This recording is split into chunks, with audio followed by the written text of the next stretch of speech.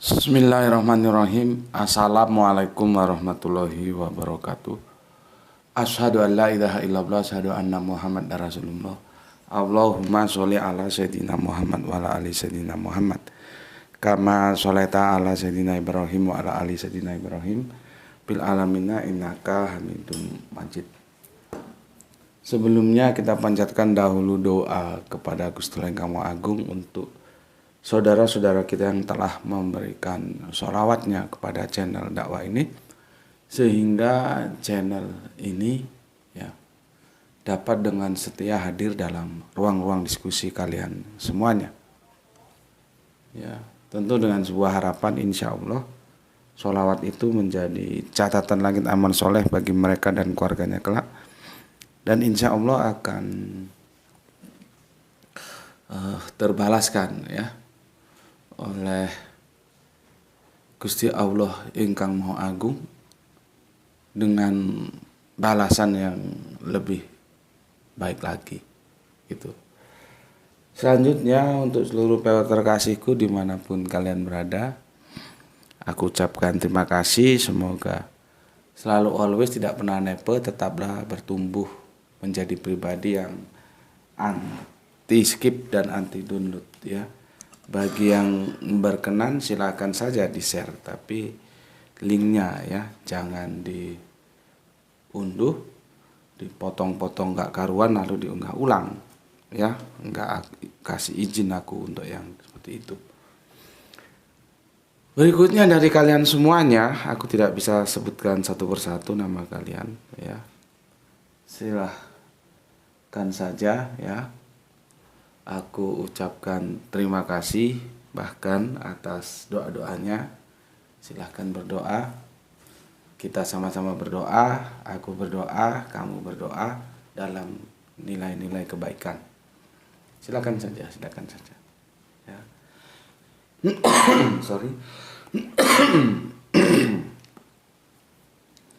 Oke, doanya kalau aku baca itu banyak dan bagus-bagus. Maka dari itu aku juga berdoa sebagaimana kalian berdoa, semoga kebaikan doa kalian semua untukku Gusti Allah curahkan juga kebaikan doa itu untukmu. Sebagai sesama saudara muslim, kita saling mendoakan dalam kebaikan, dan insya Allah doa kita bagian dari doa-doa yang diijabahi. Amin amin ya rabbal alamin. Oke. Logistik dulu. Kopi siang. Bismillahirrahmanirrahim.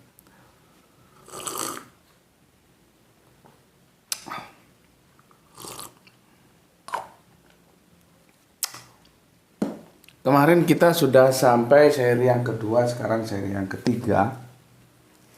Tubuh kebangkitan Yesus dari rohani ke ragawi. Gitu.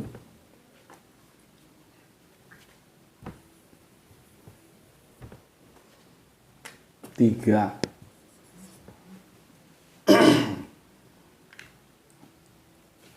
Aku sudah jelaskan Roma 16 25-26, khususnya ayat yang ke-16 pasal 27 supaya nanti aku nggak jelaskan lagi karena ini satu perikop. Di sini penting aku jelaskan karena dia mengusung tauhid sebagaimana Paulus juga bertauhid. Jadi dia bukan oneness, bukan Tritunggal Jadi ini aku sudah tak perlu jelaskan lagi. Kita fokus yang dari 25 ke 26 dari ayat yang ke-16 dari Roma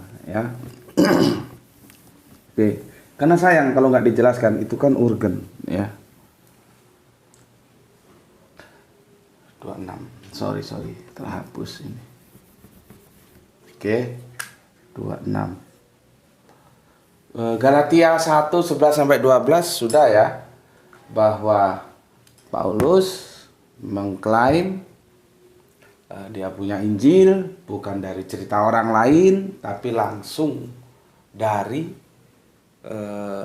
Yesus Itu klaim dia. Bagaimana teknisnya? Ini sekarang yang mau kita diskusikan di Roma 16 ini 25 ya sampai 26. Oke, sebelum kita lanjutkan aku baca dulu komen yang masuk dari kalian.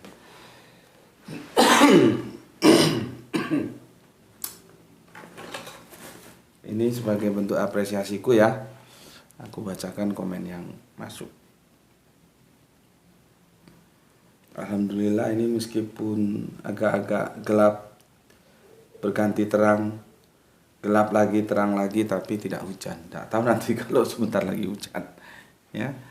Oke. Pertama, komen yang masuk dari Soleha kita Gispati ya. Alhamdulillah nyimak Tuhan Guru ya, semoga kita semua selalu dirahmati Gusti Allah. Salam Isra dari Palu. Oke, salam Isra juga untuk semua keluarga yang ada di Palu. Ya. Semoga sehat selalu dalam lindungan Gusti Allah Kang Maha Agung. Lanjutkan dengan Kang Mas Nurkolis. Alhamdulillah Brebes hadir ngaji. Salam sehat selalu dan salam Islam rasional Guru. Oke, salam Isra juga untukmu dan untuk semua saudaraku yang ada di Brebes. Dari Brebes kita lanjut ya ke Nabil Al-Ghazali ya. Assalamualaikum. Waalaikumsalam. Alhamdulillah hadir di seri kedua Rohani Keragawi. Gitu. Ya. Oke, selanjutnya Aisyah ya. Alhamdulillah bisa nyimak kembali. Mantap Soleha kita. Surabaya ya. Salam Isra untuk seluruh saudara muslimku yang di Surabaya. Berikutnya Bu Ne. Assalamualaikum. Waalaikumsalam warahmatullahi wabarakatuh. Banjarmasin hadir ngaji. Inggih Tuan Guru, maksud komen ulun kemarin itu kebangkitan ragawi fisik. Salam Isra. Salam Isra juga untuk seluruh saudaraku yang ada di Banjarmasin ya. Saudara muslimku semuanya, khususnya untuk Bu Ne. Jadi gini ya. Ini supaya kalian paham juga. Kenapa aku perlu menjelaskan bahwa Paulus itu punya Injil? Coba pahami. Supaya nanti apa yang aku sampaikan, Gus Bede itu roadmap-nya ke sana. Peta jalannya di sana. Kerangka berpikirnya di sana. Gitu loh. Dari keempat Injil yang terkanon, aku ulangi lagi nih. Ya, kemarin kan sudah. Tapi nggak apa-apa, tak ulangi lagi supaya kalian paham. Jadi kalian ngeh nanti, kenapa sih Gus Betul menjelaskan bahwa ternyata Paulus punya Injil?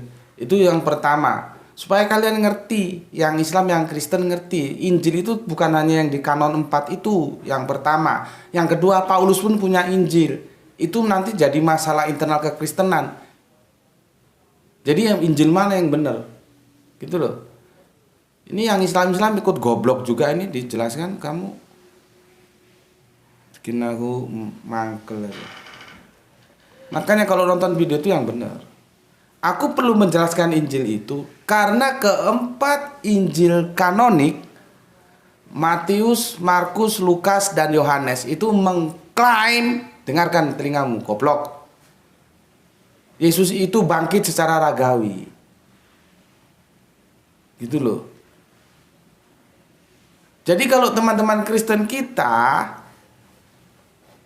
menerima kebangkitan Yesus itu dalam kondisi ragawi, itu ada dasar literaturnya, ada literasinya.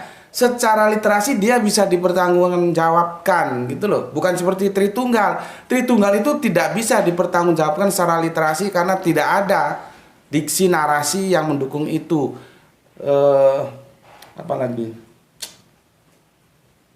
Dui natur 100% Allah 100% manusia itu tidak bisa dipertanggungjawabkan secara literasi karena tidak ada satu ayat pun di dalam Injil yang 4 itu bilang begitu ya, itu tidak ada karena itu memang dogma ya. Yang satunya dari Tertulian, yang satunya dari Apollinaris. Itu ndak bisa dibuat sampai mati juga dicari, nggak ada penjelasannya dalam Injil. Nah, beda dengan kebangkitan ini. Jadi kalau kamu tanya kepada teman-teman Kristenmu atau kamu baca sendiri,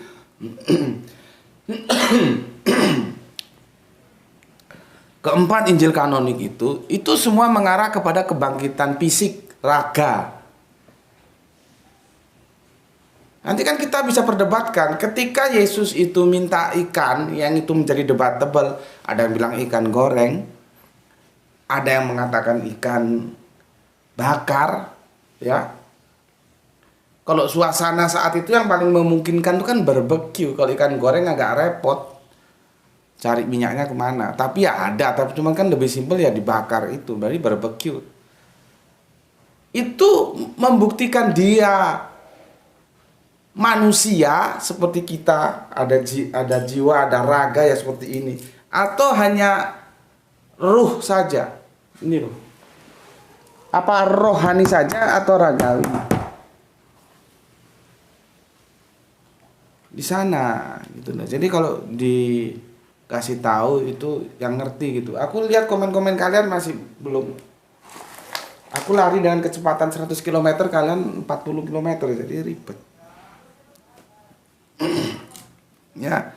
Nah, itu dipertegas dengan Bu Ne. Bu Ne ini pun juga kemarin meleset. Memberikan komentar itu yang orang bisa tangkap ini maunya gimana. Sekarang dia baru jelaskan kebangkitan ragawi fisik. Nah, ini yang ngomong mu'alaf. Jadi semakin kuat data yang aku sampaikan ke kalian. Semua teman-teman Kristen itu menganggap kebangkitan Yesus itu ragawi. Dan itu ada pertanggungjawab literasinya. Artinya kalau kita cari di literasi-literasi baik Matius, Markus, Lukas, dan Yohanes ada. Itu loh. Namun tidak demikian bagi Paulus. Paulus punya Injil yang lain. Gitu loh, ya. Jadi ini nanti diametral gitu. Nah, sekarang tinggal kamu minta pertanggungan jawab atau minta kepada teman Kristenmu, dia pilih yang mana? Dia ngikuti Injil ya, yang kanonik 4 itu, atau mengikuti Injilnya Paulus. Jadi ini semakin dedel duel gitu loh, kalau katanya si siapa itu, Guren Enrukem. Yang jadi masalah lagi, kemana sekarang Injilnya Paulus ini? Coba. Jadi kerangka berpikirnya gitu. Ini bukan masalah kita. Goblok. Kok kamu jadi ikut ribet? Ini masalahnya teman Kristen kita. Kita tanyakan, terus gimana ini penyelesaiannya gitu loh. Bismillah.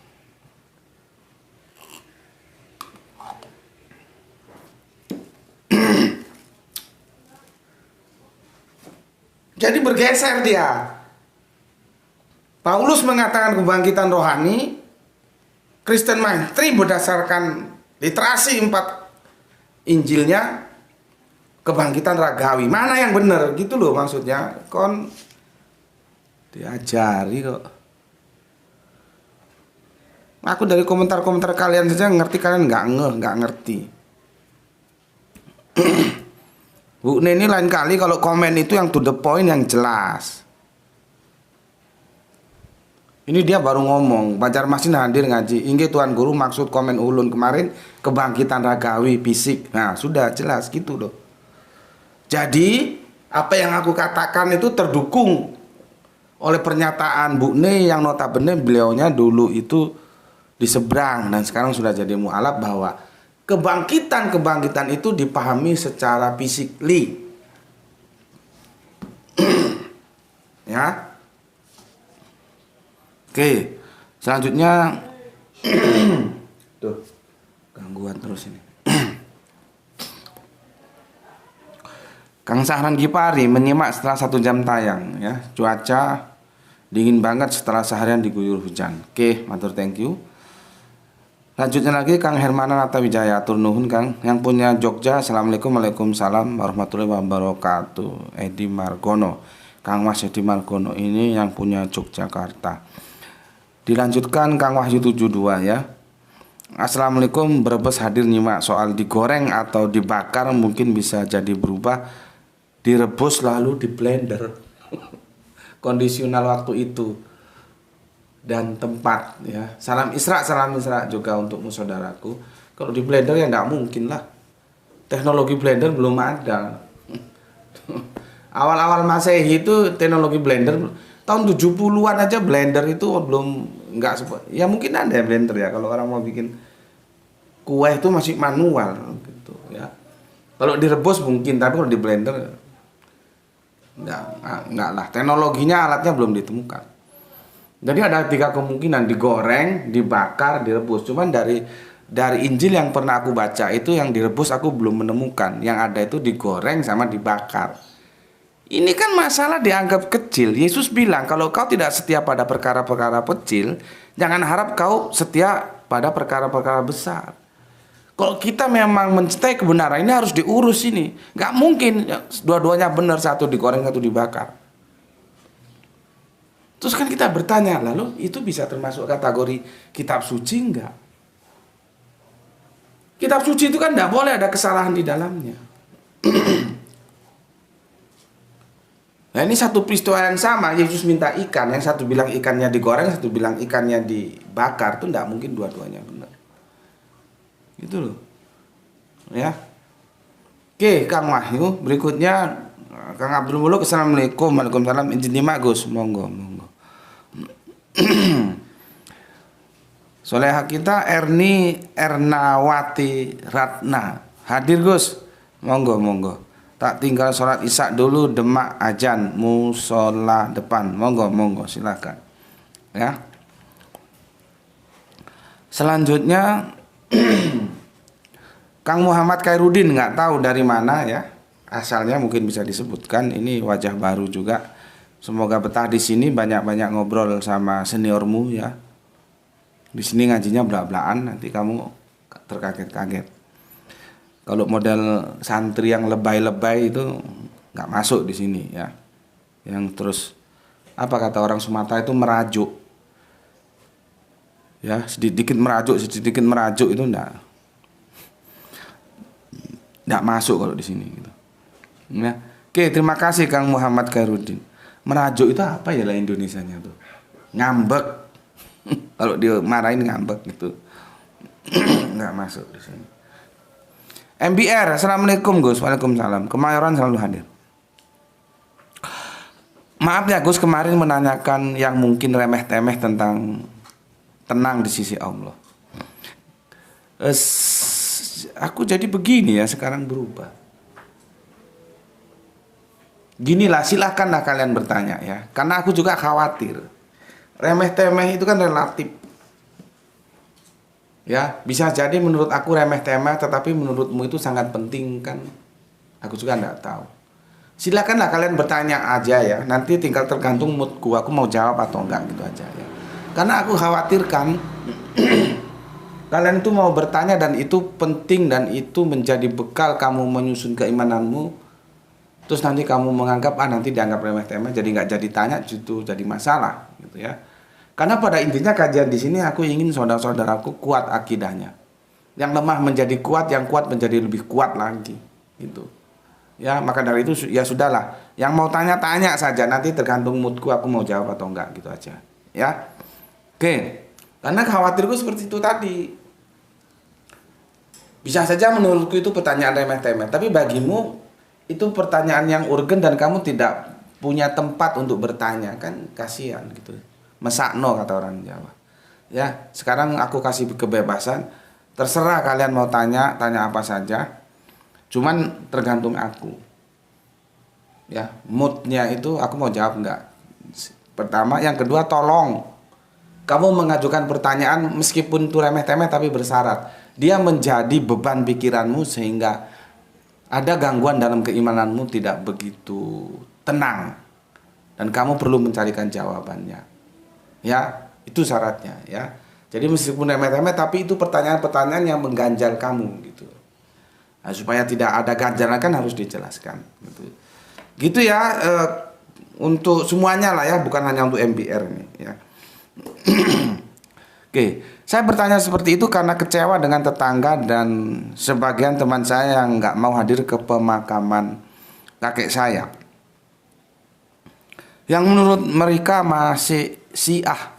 Padahal saya dan Ustadz yang dulu menuntun syahadat saya sudah menjelaskan bahwa 2 hari sebelum kakek saya wafat, dia sudah bersyahadat ulang. Rasanya saya kecewa, sakit hati, dan berat melihat perlakuan tetangga dan sebagian teman saya yang tak mau hadir di pemakaman kakek saya, Gus. Maaf curhat, Gus. Assalamualaikum. Waalaikumsalam. Nah, ini kita dapat pelajaran dari MBR. Nggak boleh begitu, ya. Apalagi MBR sudah menjelaskan bahwa kakeknya sudah syahadat 2 hari sebelum wafat. Mungkin masyarakat di sana nggak percaya, ya. Itu enggak, itu bohong itu. Nah, kalau bohong kan itu urusannya MBR sama Allah. Yang dipegang itu pengakuannya, dia sudah bersyahadat, ya sudah. Kita harus menekan gini, dalam Islam itu mayat itu punya hak dan saudaranya yang hidup itu punya kewajiban loh. Hati-hati. Apa kewajiban kita terhadap mayat? Pertama, memandikan, ya, mengafankan, menyolatkan, menguburkan. 4 ini. Yang 1 aku tambah lagi, mendoakan. Ya, kalau sudah MBR bilang kakek saya sudah disahadatkan 2 hari yang lalu sebelum wafat, itu harusnya diterima. Dan tetangga-tetangga di sana ikut dalam aktivitas merawat jenazah kakek ini. Kita tidak perlu curiga, masalahnya nanti kalau dia bohong, ya itu tanggung jawab si MBR kalau memang dia bohong gitu loh. Jadi positive thinking seharusnya gitu. Ya. Ini pelajaran untuk semua yang ngaji di sini. Kalau kamu mempunyai tetangga dan permasalahannya sama yang seperti yang disampaikan MBR itu, jangan ya. Jangan kamu lakukan seperti itu. Kalau ada yang sudah menyatakan, enggak Pak, enggak Mas, enggak Bu, enggak Om, ini beliaunya waktu hidup sudah bersyahadat ulang, ya sudah, kamu lakukan apa yang menjadi kewajibanmu terhadap si mayat jenazah itu. Jadi makanya dalam hukum Islam itu kita ada aturan main. Ya, merawat jenazah itu termasuk ada hak dan ada kewajiban. Ada hak si mayat, ada kewajiban si hidup yang harus ditunaikan. Nah, kalau jadi begini karena sangka kan kasihan. Gitu ya. Tapi bagaimanapun untuk MBR kamu ndak perlu kecil hati, ya sudahlah. Toh itu sebetulnya nggak ngaruh ya. Yang penting, karena gini, yang penting itu sumber utamanya itu ikhlas. Yang penting kakek pada waktu bersyahadat itu benar-benar ikhlas, dan ini pun masalah hati yang tahu hanya kakek dan Allah. Tapi kita doakan ya, semoga ikhlas. Karena apapun ya, kalau itu tidak didasari ikhlas itu tidak ada nilai. Ya, maka kita berdoa semoga Gusti Allah selalu merahmatinya. Nah, ini kembali yang kemarin itu, yang tenang di sisi Allah itu doa ya. Makanya sekarang MBR enggak perlu kecewa, enggak perlu sakit hati, ya sudahlah. Ya, biarin saja. Yang penting sekarang tinggal bagaimana kamu sebagai cucunya berdoa kepada Gusti Allah yang mau agung ya, untuk kebaikan almarhum kakek. Nah, kamu boleh mendoakan karena satu akidah. Kalau sama almarhum ibumu ndak boleh, karena ibumu mati dalam kondisi kafir. Nah, di situ kamu sudah jangan main perasaan. Aturan Islam begitu, ya sudah begitu. Ya, jadi aku juga harus tegas-tegas. Nggak ada ibu pekewo ngomong sama kamu, karena nanti daripada salah aku ngomong, salah yang kamu terapkan jadi berabe. Pertanggungan jawab di akhirat yang berat. Nanti aku dituntut. Jadi kalau sama kakek ya, almarhum kakek, alhamdulillah karena sudah bersyahadat ulang, kamu doakan setiap kapan, setiap kamu selesai sholat, semoga Allah merahmatinya, memberikan ridhonya dalam tidur panjangnya gitu ya, dan kamu selalu hidup dalam kesolehanmu, bisa jadi nanti itu berimbas juga, bukan kirim-kiriman pahala, mana bisa. Imbasnya itu apa? Siapa tahu kakekmu dulu punya andil juga dalam mendidik kamu sehingga kamu soleh. Nah, itu akan berimbas menjadi amal yang akan bisa juga diterima oleh kakekmu atas kesolehanmu. Tapi jangan dipahami karena kamu melakukan kesolehan terus pahalanya ditransfer ke kakek. Enggak begitu cara berpikirnya.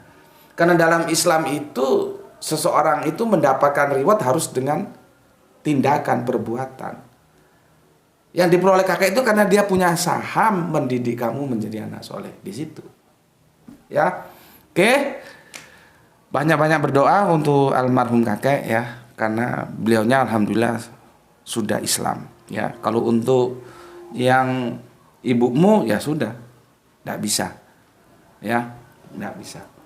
Karena kafir gitu. Oke.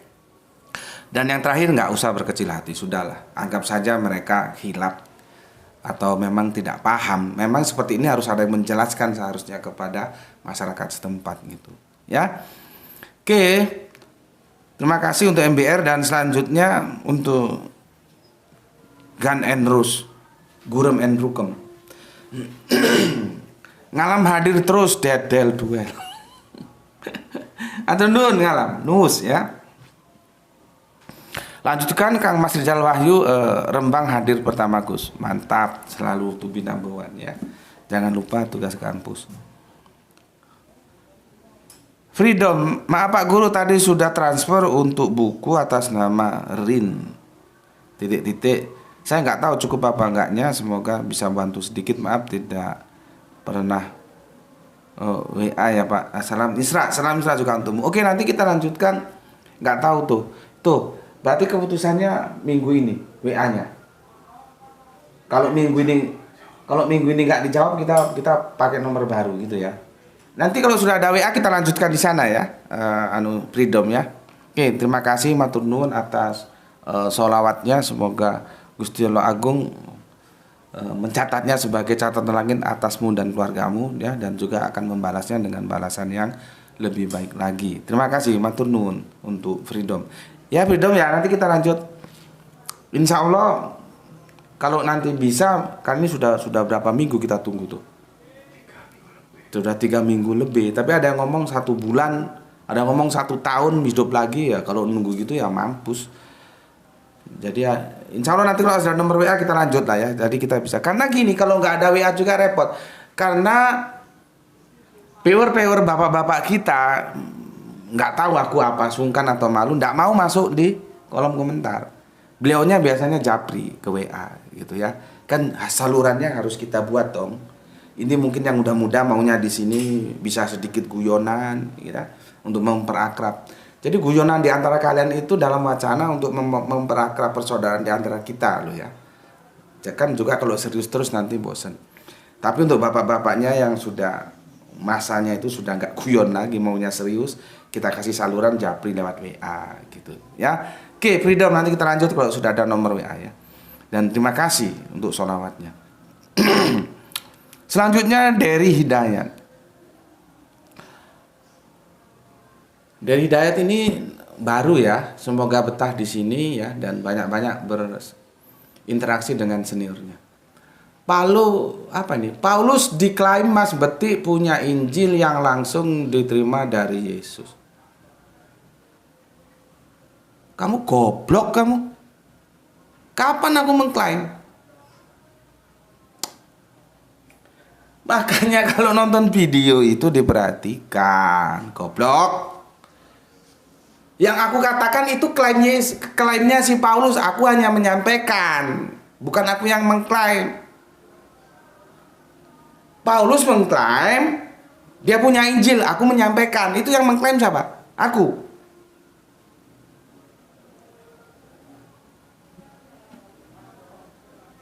Bukan aku yang mengklaim.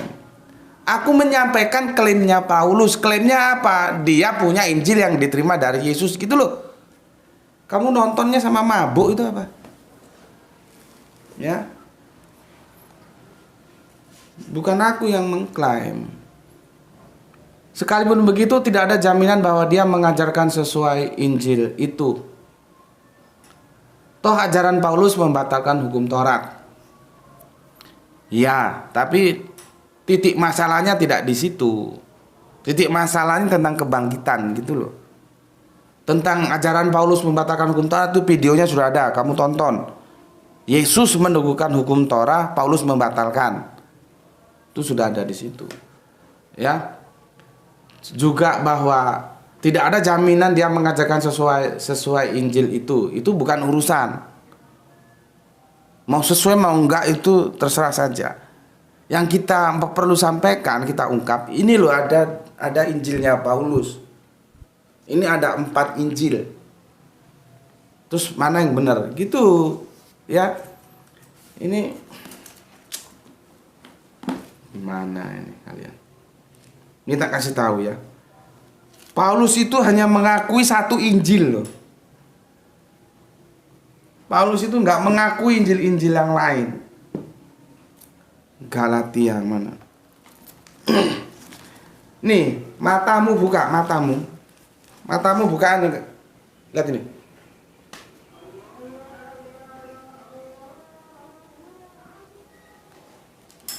Bukan 4 Injil, 1 Injil gitu loh. Sekarang kita tanyakan kepada teman-teman kita yang Kristen, gimana ini duduk permasalahannya?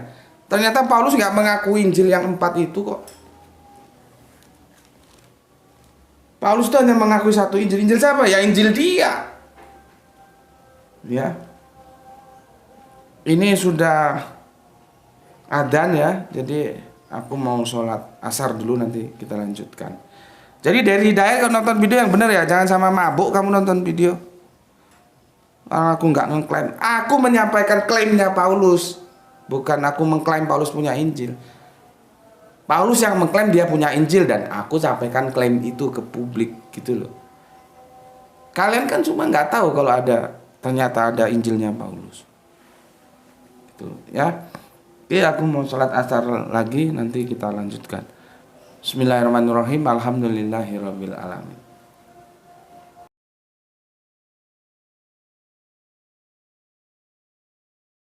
Bismillahirrahmanirrahim. Assalamualaikum warahmatullahi wabarakatuh. Kita lanjutkan setelah jeda salat asar berjamaah ya.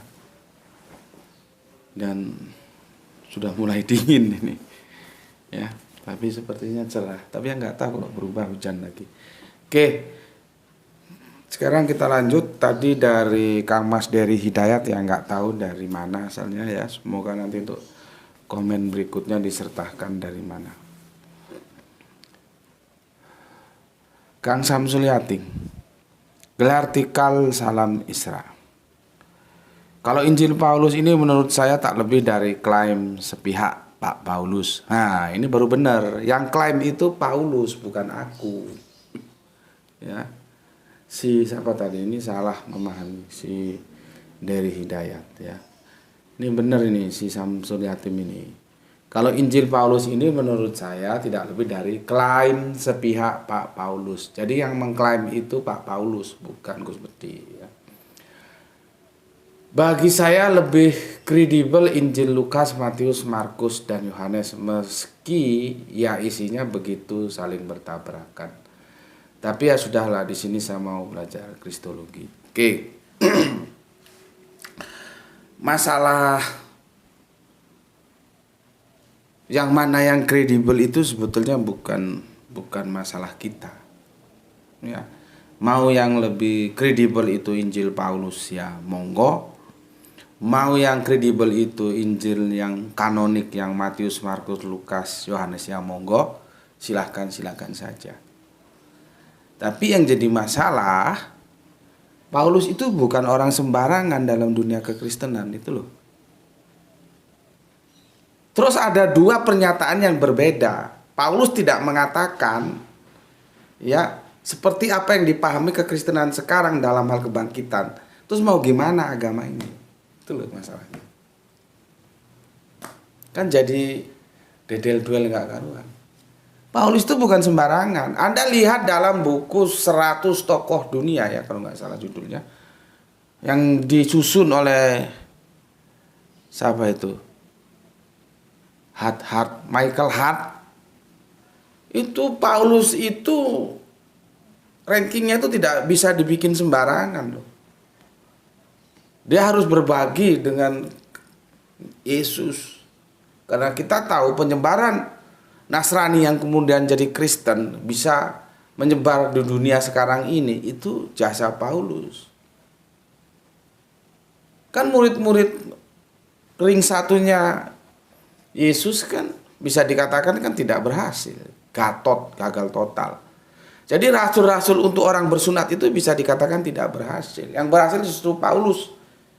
Yang dia mengklaim dirinya sebagai rasul untuk orang tak bersunat. Di dunia ini kan itu jasanya Paulus. Jadi Paulus itu bukan orang sembarangan. Ya, itu yang pertama. Yang kedua, seperti tadi aku tunjukkan, hanya ada satu Injil. Dia nggak mengakui 4 Injil itu, meskipun itu kanon, dia nggak ada urusan. Sekarang misalkan Samsul Yatim Kristen lah ya. Kamu Kristen misalkan ini ya. Jadi supaya kamu juga tahu duduk permasalahannya yang Gus Beti rangka itu seperti apa sih, peta jalannya seperti apa. Kamu Kristen. Kalau kamu Kristen Samsul ya, kamu itu harus memposisikan Paulus itu secara lebih terhormat dan dia tinggi dalam dunia kekristenan. Sementara dia punya klaim lain tentang kebangkitan Yesus yang berbeda dengan klaim yang ada di Injil-Injil yang terlanjur kamu terima sebagai Injil yang terkanon. Coba imanmu goyang nggak?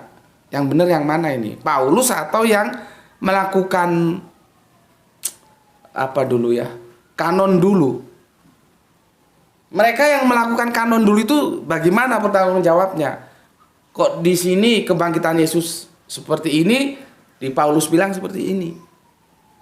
Coba kalau kamu posisikan kamu jadi Kristen, maksudku gitu loh. Kan bubar ini semua.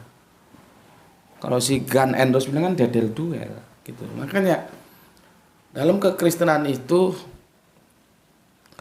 polemiknya itu banyak. Ya, maka jauh-jauh hari Yesus mengingatkan. Dalam Theos saja terbagi 3 kok. Cuman kan yang beginian kan jarang diungkap. Aku baru ungkap di sini. Di channel lain coba kamu cari. Ada yang sudah mengungkap bahwa Paulus itu punya Injil dan dia hanya mengakui 1 Injil. Ini kan jadi masalah karena kitab suci itu fundamental untuk membangun sebuah teologis. Lah kalau dasarnya saja, pondasinya saja sudah jadi masalah, kesananya tuh masalah enggak gitu loh. Ya.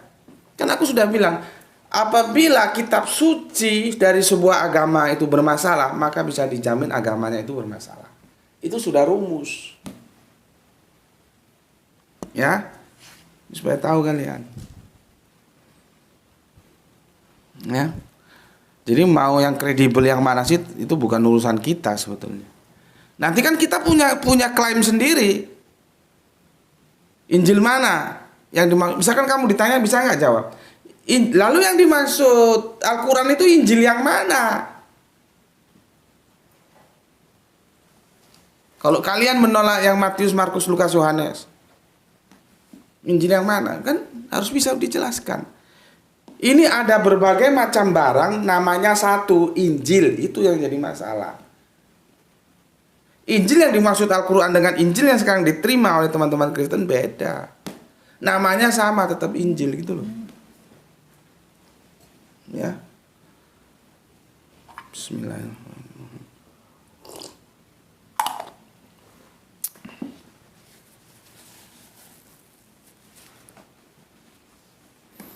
Jadi gitu Kang Samsul ya. Coba posisikan kamu sebagai Kristen.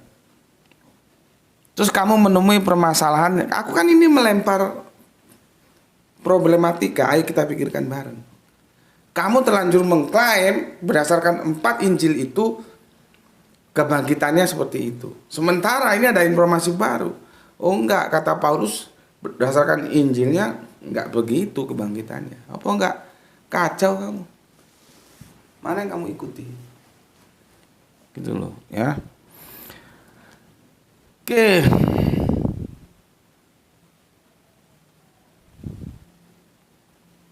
Panjang sekali ini siapa ini?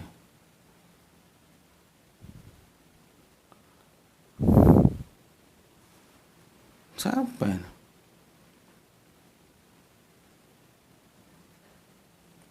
Penyambung lidah apa sih ini? Nah, persoalan jadi mengerucut, katakanlah kita buang tulisan Lukas di Kisah Para Rasul 9 dan 22 dan Injilnya Pak Lukas karena menurut dalil dari Musa keterangan dua saksi jika tak sama dipandang tak valid. Dan hanya mendengarkan pada petunjuk surat Paulus saja. Lalu apakah salah jika kami tetap ikut Yesus Kristus yang diajarkan? Oh, ini dari Kristen ini ya. Yesus Kristus yang diajarkan Paulus, not bukan ajaran Trinitas. Wah, ini Kristen lain lagi nih. Ini Kristen Tauhid sepertinya ini. Si penyambung lidah ini ya. Sepertinya, tapi dengan alibi kenapa Jibril baru memberitahukan kebenarannya sekian abad. Gimana nasib murid-murid yang ditipu Yesus dan jadi dibikin dalam keraguan statusnya bahwa dia Mesias atau bukan. Padahal Yesus kabur pra penyalipan dan moksa, nggak bilang. Beda sama Elia, masih mau kasih lihat Elisa kalau ia naik ke sorga. Apa salah jika kami memiliki pendirian Yesus, katakan Yesus dalam kemuliaan kemanusiaan sebagai pokok anggur yang benar bagi kami rantingnya, yang kudusnya menurut Mazmur 4:8-6, panjang banget, dan menurut rupa dan gambar Allah sesuai dengan bahwa Yesus tetap Mesias dan tidak mau bergantung dulu pada Muhammad dan malaikat. Setelah Yesus memberitahu kami kelak pasti kami akan taat kepadanya. Aku mau tanya dulu, kamu sunat nggak? Nggak usah terlalu bertele-tele. Kamu sunat nggak? Kalau kamu ngaku Kristen itu kan pengikutnya Kristus. Kamu sunat nggak? Itu aja jawab dulu, ya. Jadi nggak perlu yang bertele-tele begini nih. Apakah kami salah? Ya kalau kamu ngaku Kristen harus mengikuti Kristus, kan begitu. Lah kalau mau sunat aja kagak kok. Kalau sunat hati sudah cukup. Oh, memangnya hatimu itu lebih bersih daripada hatinya Yesus? Hati-hati kalian itu nggak akan bisa mengimbangi bersihnya hatinya Yesus. Toh dia tetap sunat daging, nggak pakai sunat hati doang. Jadi nggak perlu apologet terlalu bertele-tele gini. Satu aja, kamu makan babi nggak? Kamu sunat nggak? Kamu menganggap Yesus sebagai apa? Sebagai Allah atau sebagai manusia? Itu aja dulu. Baru nanti masuk ke sini. Gitu loh ya. Jadi jangan hal-hal yang seperti ini kamu sampaikan ya. Hal-hal yang mendasar tidak kamu pedulikan ya, nggak jadi dandanan ya. Jadi agama itu berabrogasi. Kalau kita mau taat. Makanya kan aku bilang, apa yang dilakukan Kristen itu sebetulnya mengulangi apa yang dilakukan Yahudi. Gitu loh. Kita mulai dari milata Abraham ya. Begitu usai ini diabrogasi, dilanjut dan luruskan, melanjutkan dan meluruskan. Kenapa perlu diluruskan? Dalam rintangan waktu yang panjang itu bisa-bisa saja terjadi sudah pergeseran-pergeseran dari ajaran yang sesungguhnya. Maka aku pakai istilah itu melanjut dan meluruskan. Dari apa? Dari yang terdahulu. Itu namanya abrogasi. Kalau dalam Islam mungkin nasak mansukh. Seharusnya Yahudi itu ketika ada Kanjeng Nabi Isa atau Yesus, mereka bermigrasi ke Nasrani. Nanti Nasrani setelah ada Kanjeng Nabi Muhammad bermigrasi ke Islam. Gitu. Tapi kan tegar tengkuk semua. Jadi antara Yahudi dan Nasrani atau Kristen itu sebetulnya ya 11-12 bahkan 12-12. Ya, kan Nasrani atau Kristen nggak mau ke Islam. Sama dengan Yahudi nggak mau ke Kristen. Kan bodoh aja gitu loh. Seharusnya kalau semua turut taat terhadap aturan main, semua orang itu ke Islam. Karena Islam ini bukan sesuatu yang baru. Nabi Muhammad ini juga bukan nabi yang baru. Dia pelanjut dari nabi-nabi sebelumnya. Dan Islam ini pelanjut dari dinullah sebelumnya. Jadi muaranya itu dari hulu kan bermuara ke Islam. Kalau semua taat, ya sudah bermigrasi dia. Seret, Yahudi seret. Ke Nasrani seret. Ke Islam sudah nggak ada nabi lagi. Sampai Yaumul Sa'ah nanti, begitu. Dan di antara masa-masa itu ada masa-masa kekosongan namanya patroh. Kalau dari Nasrani ke Islam itu kan sekitar berapa? Berapa ya? 600-an tahun atau berapa gitu. Ya. Oke. Tapi masalahnya kan kita tidak taat. Ya seperti ini, ada Yahudi, ada Nasrani, ada Islam. Selanjutnya, Kang Mas Didi. Yesus bangkit karena Yesus nggak mati di kayu salib. Menemui murid-muridnya. Ini salah kalimatnya. Makanya pelajari Sa'ah. Sa'ah itu kan sekarang kacaunya Sa'ah dibilang kiamat itu repot. Sa'ah itu kan rusaknya habitat kehidupan ya. Entah lewat air laut yang naik, gempa bumi, matahari yang telah berbenturan, planet-planet sudah tabrakan, akhirnya kita mati semua. Itu Sa'ah periode pertama. Setelah Sa'ah baru kiamah. Kiamah itu bangkit.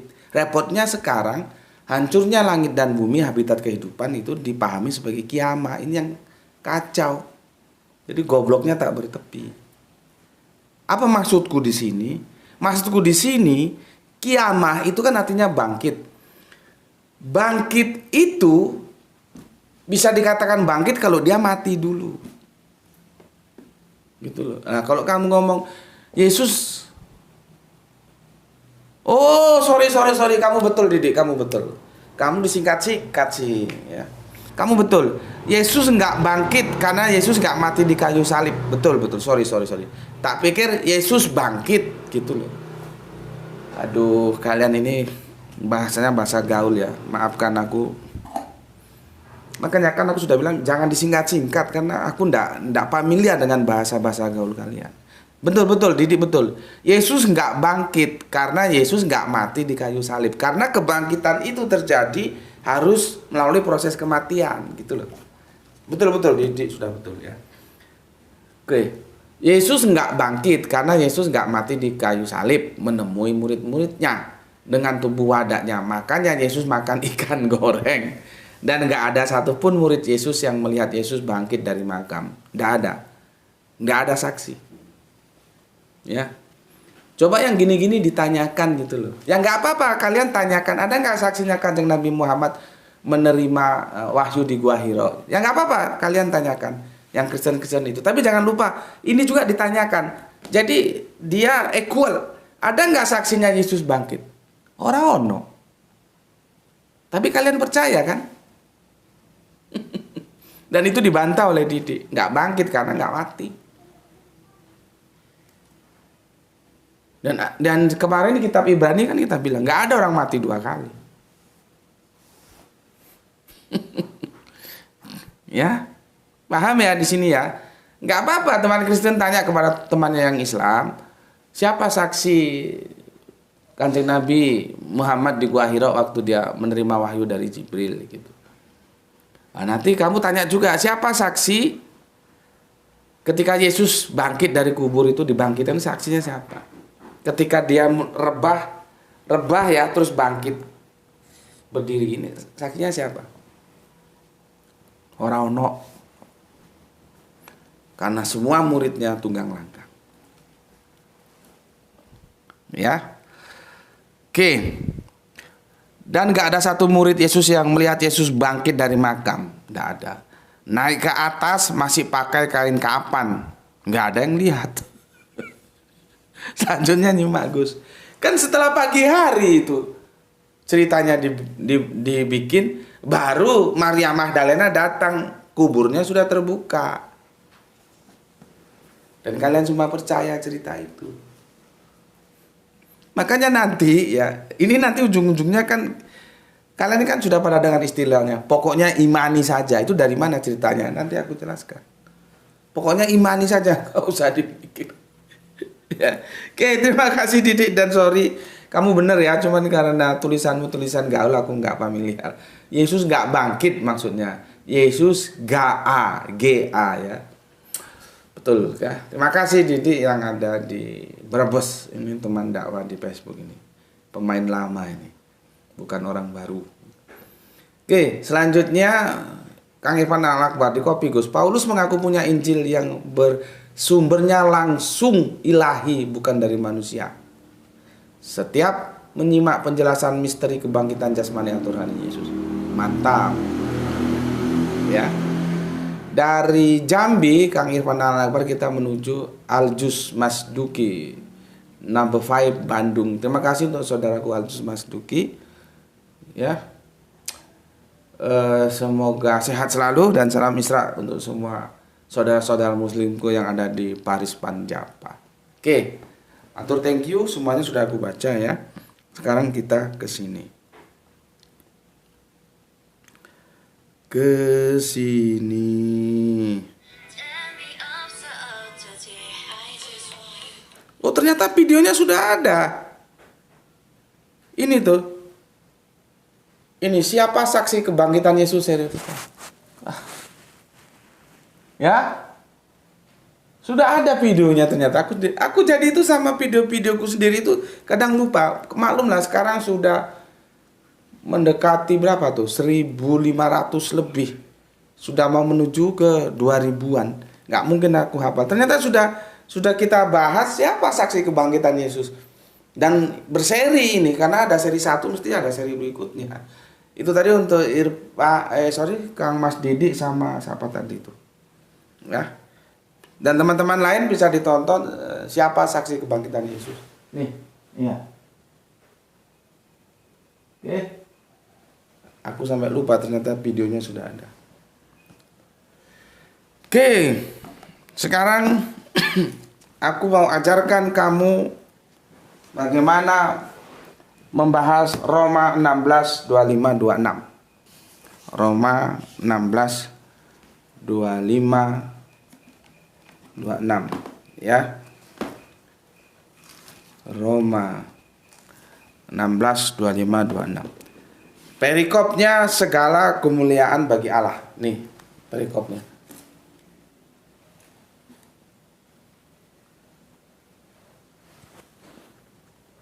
Ya. Perhatikan kalimatnya. Jadi begini. Ini klaim dia lagi. Ya, tentang bagaimana cara mendapatkan Injilnya. Di sini dia sudah ngomong bahwa Injil dia bukan dari manusia, tapi dari Yesus langsung. Kalau klaim ini benar, berarti kan bobotnya beda dengan, karena level yang 4 Injil kanon itu kan hadis ya. Nah sekarang yang kita mau tahu caranya gimana? Kok dia bisa dapat Injil dari Yesus dengan cara seperti apa? Nah, penjelasannya di Roma. Oke, aku bacakan ya. Bagi dia ya yang berkuasa menguatkan kamu menurut Injil yang kumashurkan. Kumashurkan itu kukabarkan, ini bahasa Melayu ini. Ya.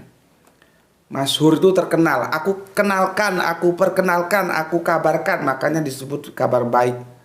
Ya. Bagi dia, ini kata Paulus loh ya di surat Roma 16:25. Bagi dia yang berkuasa menguatkan kamu menurut Injil yang kumashurkan dan pemberitaan tentang Yesus Kristus sesuai dengan pernyataan apokalipsis, bahasa Yunaninya itu yang kemarin sudah kita bahas, pernyataan dari Yesus itu sendiri ya. Pernyataan apa ya? Pernyataan rahasia. Catat. Rahasia. Sudah diklaim sama dia. Mana merah sama garisan. Jadi sifatnya rahasia pewahyuannya itu bukan ballpoint merah. Ya. Rahasia. Sebentar, ini di Injilku belum tak garisi. Kalau kamu punya kitab Injilmu, kamu kasih highlight yang kata rahasia itu, ya. Rahasia. Aku ulangi lagi.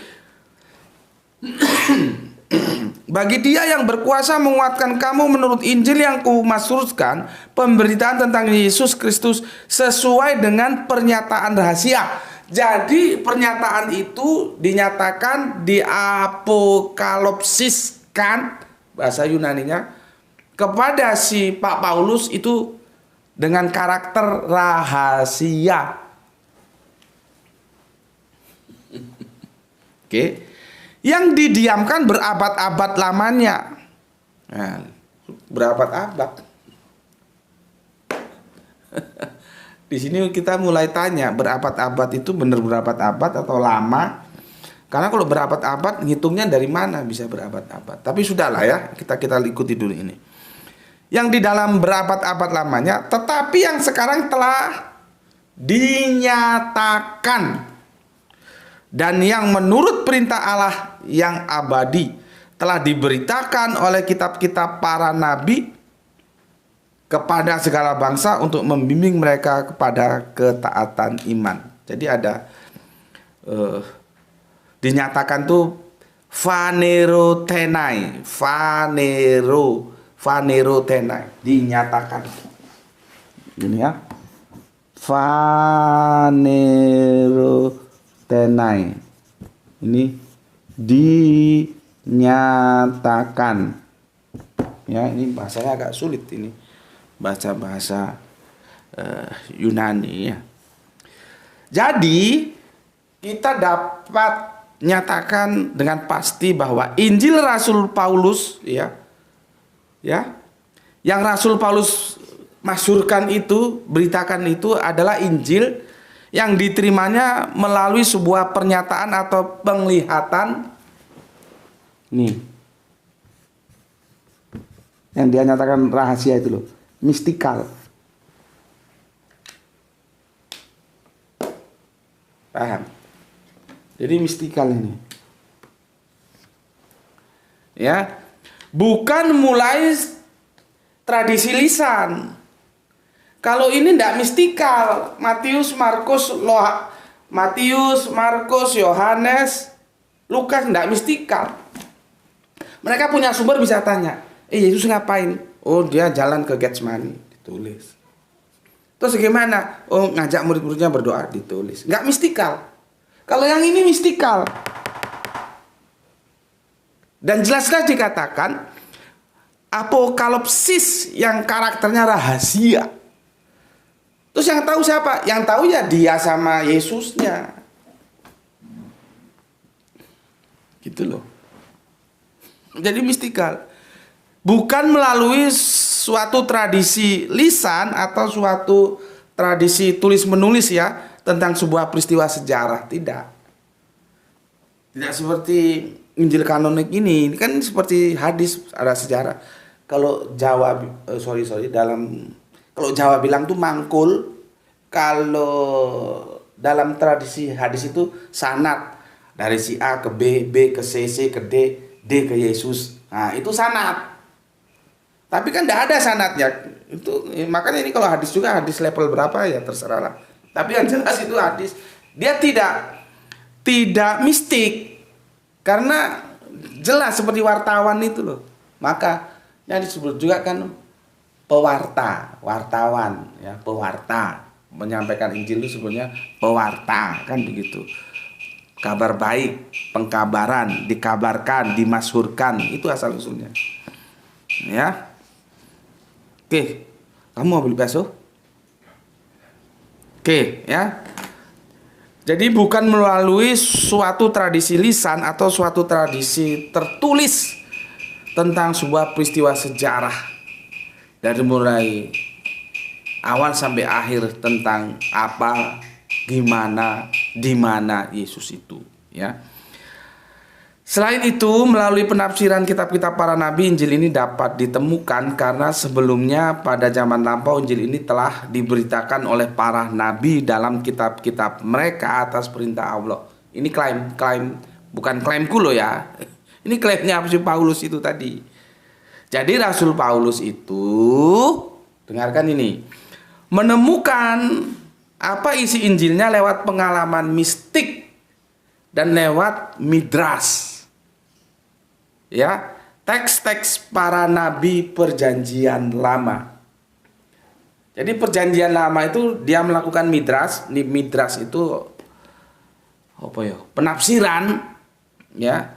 Itu dirangkai dengan Injil yang lewat pengalaman mistik itu dia terima. Ya.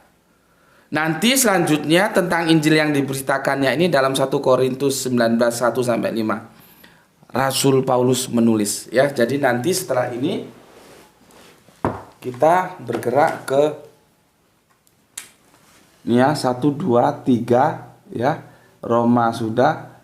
Jadi mistik ya, nggak seperti yang itu yang 4 itu enggak mistik itu.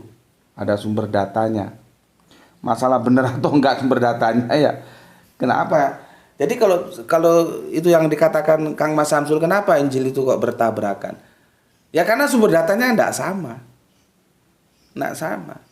Ya, kemarin kan sudah kita lihat ketika Yesus dimuliakan di atas gunung itu. Itu 8 atau 6 hari setelah pembelajaran. Kan enggak ketemu karena sumber datanya beda. Ya. Yang digunakan Matius sama Markus itu sepertinya Markus, tapi tua Markus Injil itu daripada Matius. Jadi yang mengkopas itu ya Matius sebetulnya. Cuman kita tidak tahu ya, Matius itu ditaruh terdepan. Aku dulu kira Matius Injil yang lebih tua dari Markus, ternyata enggak. Markus itu kepala 5 tahun 50-an Masehi. Ya. Jadi mereka ini dicas sudah habis. Dicas ya. Saling kopas. Nah, nanti ketika di tangan Lukas ya, itu masih saling kopas tapi Lukas tidak mau apa adanya. Dia sedikit mewarnai, jadi beda lagi sudah. Cuman masih saling kopas. Nanti yang benar-benar beda itu ketika di Yohanes. Nah, itu semua ya seperti tadi masuk dalam lintasan sejarah. Sementara ini tidak mistikal. Ya, yang Phaneratena itu yang dinyatakan itu dalam mistikal ya. Nah, nanti kita lanjutkan ya. Selanjutnya tentang Injil yang diberitakannya itu yang diklaim oleh Paulus itu akan kita bicarakan di 1 Korintus 1 sebentar. Ya. 3 ya. Di 1 Korintus 1 Romawi ya. 1 Korintus 15 ya, 1 sampai 9. Nanti kita lihat di sini. 1 sampai 9. Nah, kamu kan sebelum aku jelaskan sudah bisa baca-baca. Besok aku menjelaskan ini. Jadi ini sudah aku jelaskan. Ini sudah. Nah, besok ini. Ya. Di sini dia klaim ya, si Paulus Injilnya bukan dari manusia, dari Yesus. Caranya seperti apa di sini? Ini mistikal ini. Ya. Terus bagaimana penjelasannya kita lihat di 1 Korintus 15 1 sampai 9. Ya, yang terkait dengan bangkit membangkit ini. Oke, sampai di sini dulu. Semoga semuanya bisa mengikuti dengan cermat ya.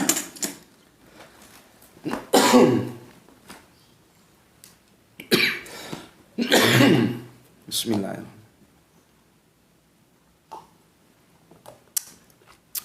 Nanti malam ini sepertinya aku pulang malam karena nanti mau diajak lanjut diskusi dengan teman-teman Ahmadiyah ya. Sebetulnya aku ingin live tapi nanti terkendala signal ya.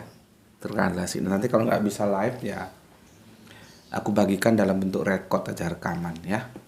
Oke. Pesan aku, jaga Allah, jaga Kanjeng Nabi, jaga Al-Quran, jaga sholatmu dalam bingkai iman Islammu yang indah.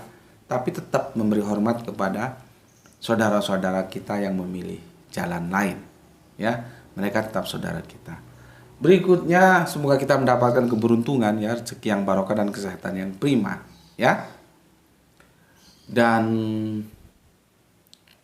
terima ya, salam dari aku, salam Isra sebagai penyemangat kita Islam rasional ya. Jangan lupa itu, tetap belajar dan belajar. Bismillahirrahmanirrahim. Alhamdulillahirabbil alamin.